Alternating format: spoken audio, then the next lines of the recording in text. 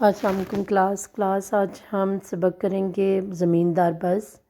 یہ ایک غریب بستی سے آنے والی بس جس میں غریب مسافر سفر کرتے ہیں۔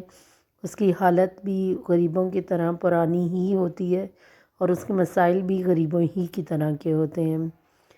اس بس میں مسافروں کی تعداد ضرورت سے زیادہ بڑھ دی جاتی ہے اور کیونکہ یہ پرانا انجن پرانی ہے اور اس وجہ سے اس کے چلنے کی رفتار بھی بہت سست ہوتی ہے۔ اس بس میں بہت سے غریب مسافر ہر روز سفر کرتے ہیں۔ اس کو بھر کر اچھی طرح سے چلایا جاتا ہے تاکہ مسافر بھی زیادہ سے زیادہ پہنچ جائیں اور بس والے کی لالچ بھی پوری ہو جائے۔ غریب مسافروں سے جگہ ملے یا نہ ملے کرایہ ضرور لیا جاتا ہے اور ان کے معاشی حالات تک کا خیال نہیں کیا جاتا۔ نظم کی طرف آتے ہیں۔ زمیندار بس ٹس مسافر بھرے جانے، یعنی اس میں ضرورت سے زیادہ مسافروں کو بھر دیا جاتا ہے اور اس چیز کا بھی خیال نہیں رکھا جاتا کہ وہ کہیں گھٹ کر مر ہی نہ جائیں، اور اس سب کا مقصد ہوتا ہے کہ اپنی تجوری میں پیسے بھرنا، یعنی جو سروس فراہم کی جا رہی ہے وہ صرف اپنی ہوس اور لالچ کو پورا کرنے کے لیے کی جا رہی ہے، ورنہ مسافروں کو کسی قسم کی سہولت مہیا نہیں کی جاتی۔ مسافروں کے بیٹھنے کی نہ بھی سیٹ ہو تو ان کو چھت پر بٹھا کر یا پیچھے سائڈ پر لٹکا کر پہنچایا جاتا ہے۔ مسافر بھی اپنی ضرورت کے تمام تر سامان لے کر ساتھ چلتے ہیں، تو چاہے اس میں کوئی ضرورت کے بیگ ہوں، بستے ہوں، یا پھر بھیڑ بکریاں یا چارپائیاں، کسی قسم کا سامان بھی بھر کے لے جاتے ہیں۔ اس میں گاڑی میں یہ خیال نہیں کیا جاتا کہ مسافر کے بیٹھنے کی صحیح طرح سے بیٹھنے کی جگہ ہے یا نہیں ہے۔ مسافر ایک دوسرے کے اوپر پڑے ہوتے ہیں یا دھکا لگتے ہی ایک دوسرے پر گر جاتے ہیں اور اس طرح سے ایک دوسرے سے لڑنے پر بھی مجبور ہیں، بے شک کہ ہاتھا پائی نہ کریں، منہ سے نہ کہیں، لیکن دل ہی دل میں ایک دوسرے سے لڑ رہے ہوتے ہیں اور اسی شور و غل میں جو ہے ایک دوسرے کی نفس در نفس چلے جا رہے ہوتے ہیں، یعنی سب اپنی جگہ تلاش کرنے کے لیے ایک دوسرے کو دھکا دینے پر مجبور ہوتے ہیں۔ اس گاڑی کا کوئی روٹ پرمٹ نہیں ہوتا اور نہ ہی کوئی ٹکٹ ہوتا ہے، نہ کوئی پاس ہوتا ہے۔ اگر ایسا کچھ ہوتا تو اس کے کچھ اصول بھی ہوتے اور اس کو کچھ دیر کا احساس نہیں ہوتا، جگہ جگہ رک کر چلتی ہے مسافروں کو لیتی ہوئی۔ اسی وجہ سے جو بس 7 بجے چلنی ہو وہ 10 بجے چل رہی ہوتی ہے اور مسافر بھی لیٹ سے لیٹ ہوتے چلے جاتے ہیں۔ اور پھر جب یہ چلتی ہے تو اتنی نوحہ کنائی، یعنی اتنا شور مچاتی ہوئی جاتی ہے۔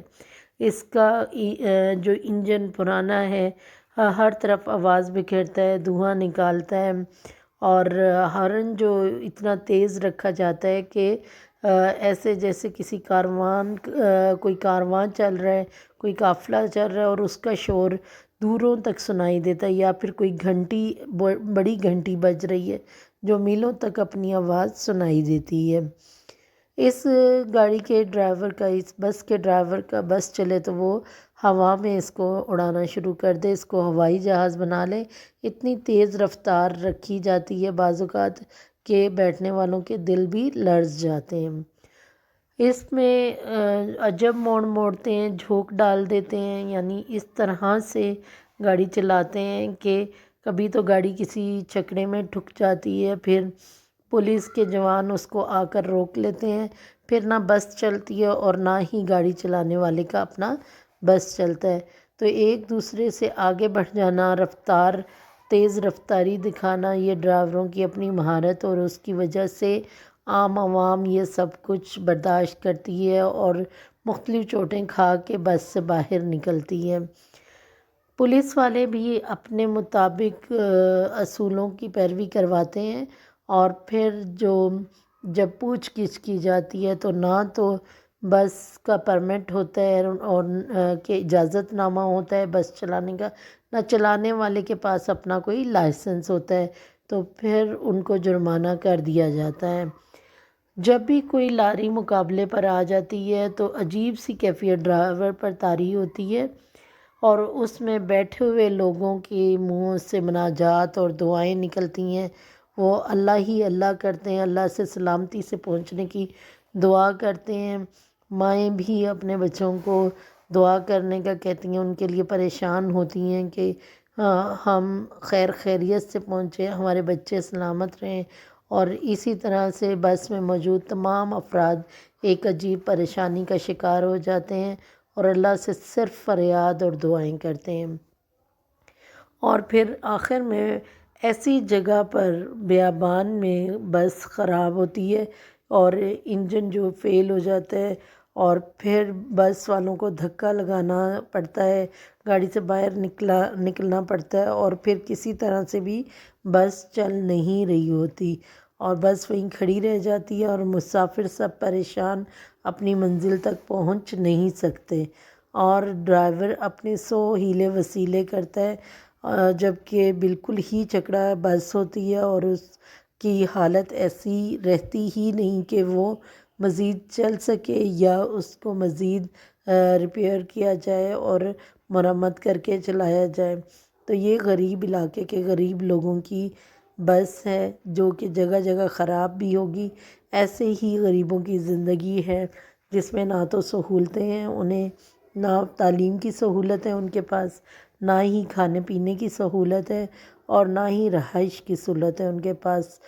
زندگی کی بنیادی سہولتیں انہیں مہیا نہیں کی جاتی، جس کی وجہ سے غریب بستی میں رہنے والے لوگ ہمیشہ مفلسی کا شکار رہتے ہیں۔ ان کو تعلیم نہیں دی جاتی، جس کی وجہ سے ان کی تعلیم نہ ہونے کی وجہ سے بہت زیادہ معاشرہ ترقی میں پیچھے رہ جاتا ہے۔ تو یہ تمام وجوہات ہیں جس کی وجہ سے غربت عام ہوتی چلی جاتی ہے اور غریب غریب سے غریب تر ہوتا ہے اور اس کی حالت کبھی نہیں سنورتی۔ تو حکومت کو چاہیے کہ غریب کی زندگی بہتر بنانے کے لیے غریب بستیوں کے لیے اچھے سے اچھے انتظام کرے، انہیں پانی، کھانا، رہائش، پہننے اوڑھنے کی اشیاء تمام اچھی سے اچھی مہیا کی جائے۔ شکریہ۔